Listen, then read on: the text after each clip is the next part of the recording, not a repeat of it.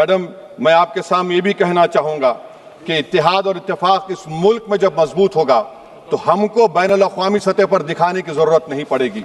मैं आपकी तरफ से हुकूमत से चंद सवालात करना चाहूंगा कि वजीर आजम ने कहा कि खून और पानी एक साथ नहीं बह सकते, आतंकवाद और बातचीत एक साथ नहीं हो सकती। तो मेरा सवाल आपके जरिए से वजीर आजम और हुकूमत से यह है, फिर जिन इंसानों को बैसारा की वादी में मारा गया था, क्या आपका ज़मीर इस बात की इजाजत देता है कि आप ट्रेड बंद कर दिए, पाकिस्तान का एयरक्राफ्ट हमारे एयर स्पेस में नहीं आ सकता, उनकी कश्ती हमारे पानी में नहीं आ सकती, ट्रेड खत्म हो चुका है डायरेक्ट इनडायरेक्टेड, आपका ज़मीर जिंदा क्यों नहीं है? किस सूरत से आप पाकिस्तान से क्रिकेट मैच खेलेंगे जब हम पानी नहीं दे रहे हैं? 80% पानी पाकिस्तान का हम रोक रहे हैं, ये कहकर के पानी और खून नहीं बहेगा, आप क्रिकेट मैच खेलेंगे? मैडम, मेरा जमीर तो गवारा नहीं करता कि मैं उस मैच को देखूंगा। क्या इस हुकूमत में इतनी हिम्मत है कि उन 25 मरने वालों को फोन करके कहे कि देखो हमने ऑपरेशन सिंदूर में बदला ले लिया, अब तुम पाकिस्तान का मैच देखो? बड़ी अफसोस की बात है मैडम। मैडम, अकाउंटेबिलिटी किस पर है? पहलगाम किसने किया? 7.5 लाख हमारी फौज और सेंट्रल पैरामिलिट्री फोर्स है, ये कहां से 4 चूहे घुसकर हमारे भारत के नागरिक को मारे? अकाउंटेबिलिटी किस पर फिक्स होगी? एलजी पर फिक्स होगी तो एलजी को बरतरफ करिए, आईबी पर आती है तो एक्शन लीजिए, पुलिस पर आती है तो एक्शन लीजिए, मगर आप ये समझ रहे हैं कि ऑपरेशन कर दिया और हम खामोश लोग भूल जाएंगे, अकाउंटेबिलिटी फिक्स करना पड़ेगा। मैडम, डिटरेंस आपकी क्या है?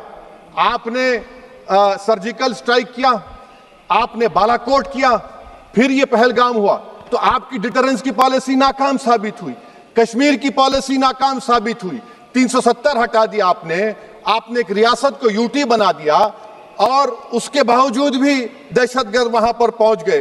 तो और अफसोस मुझे इस बात का होता है मैडम कि पाकिस्तान को हम जानते हैं, पाकिस्तान और इजराइल इस पूरी दुनिया में एक फेल्ड स्टेट है, और पाकिस्तान के आर्मी चीफ को, जिससे हमारे स्ट्रेटेजिक रिलेशनशिप है, जिसको अपना दोस्त कहते हैं, उस देश का प्रेसिडेंट उस शख्स को बुलाकर खाना खिलाता है अपने साथ जिसके भाषण से हमारे लोग मारे गए थे। तो क्या आपकी खारजा पॉलिसी कामयाब हुई? आप देख लीजिए। अच्छा, हमारे देश में एक ऐसी तंजीम है जिसका वजूद नफरत की बुनियाद पर और मजहबी अज़वियत को फैलाने के लिए बनाया गया, उनको तकलीफ है सेकुलरिज्म से, सोशलिज्म से, मगर हमारे संविधान के प्रियम्बल में लफ्ज सॉवरेन है। सॉवरेन का मतलब यह है कि हम खुद मुख्तार हैं, हम हाकिम आला हैं, हम अपने मुल्क के मुकद्दर का फैसला करेंगे। एक गोरा व्हाइट हाउस में बैठकर भारत की सीज फायर का ऐलान करेगा, यह आपका नेशनलिज्म है? अफसोस होता है मुझे सर। मैडम, मैं आपसे पूछना चाह रहा हूं कि अगर एक चचा सैम ऐलान कर रहे हैं तो हमारी फौज पर क्या असर पड़ा होगा? हमारे उन पायलटों पर क्या असर पड़ेगा जो नहीं मालूम कितनी ऊपर आसमानों पर भारत की हिफाजत कर रहे हैं? वो नेवी का सिपाही जो समंदर में खड़ा हुआ है, उसको यह नहीं मालूम हो रहा है कि मेरा प्रधानमंत्री ऐलान नहीं किया, एक गोरे ने ऐलान किया। बड़ा ये आपके कैसा होगा ये?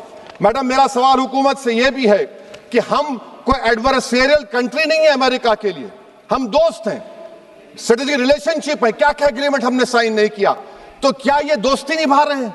मैडम, मैं हिस्टोरिकल एग्जांपल दे रहा हूं, क्रुश्चेव और टीटो। क्रुश्चेव ने दबाव डाला, टीटो ने कहा मैं नहीं मानता, मैं नैम ज्वाइन करूंगा।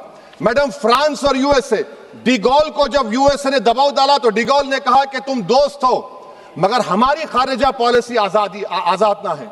मैडम, वहीं पर आप देखिए गुजराल साहब, जिसको कहते सबसे कमजोर थे, वजीर आजम थे, उन्होंने बहादुरी का मजारा किया, रिफूलिंग करने नहीं दिया। वियतनाम 20 साल यूएसए से लड़ा मगर झुका नहीं, और हम उनको बोल भी नहीं पा रहे, हम तो कोई दुश्मन मुल्क तो नहीं है अमेरिका के, ये आपको समझने की जरूरत है। और मैडम, यहां पर वजीर खारजा ने कहा वो चीन गए, डिप्टी चीफ ऑफ स्टाफ ने कहा कि चीन के इक्विपमेंट एक लाइव लैब था हमारे उनके लिए। क्या आपने कहा चीन को कि तुमने क्यों दिया पाकिस्तान को हथियार? आप नहीं कहे।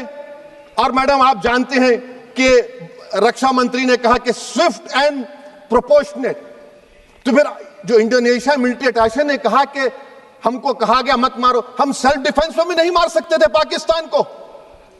और अगर आप ट्रंप के बयान को गलत कह रहे हैं कि 5 एयरक्राफ्ट नहीं गिरे, मैं यकीन करता हूं आपकी बात का, आप हमारे पायलट्स को कमेंट करिए ना, हमारे पायलट्स को कमेंट करिए कि हम अपने पायलट्स की तारीफ करते हैं, आप वो भी नहीं करना चाहते।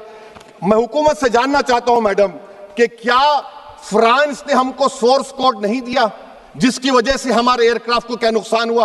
अब मुस्तकबिल में आप हथियार खरीदेंगे तो क्या आप सोर्स कोड हासिल करेंगे? और मैडम मैं आपको बताना चाह रहा हूं, मेरे सवाल का जवाब हुकूमत दे, हमारे पास सैंक्शन जो स्क्वाड्रन है 42 है, 60 साल के बाद सिर्फ 29 काम कर रहे हैं। पाकिस्तान के पास 25 हैं, चीन के पास 50 से ज्यादा हैं। 11 साल से आप सरकार में हैं, सबमरीन नहीं है, थर्ड एयरक्राफ्ट कैरियर कहां पर है आप बताइए। और मैडम FATF में लाना पड़ेगा आपको। अगर आप विश्व गुरु हैं तो हम आपको चैलेंज कर रहे हैं, आप G7 के कंट्रीज को, GCC को और चचा सैम को राजी कराइए कि पाकिस्तान को, मैडम खत्म कर रहा हूं, FATF में दोबारा लाया जाए। मैडम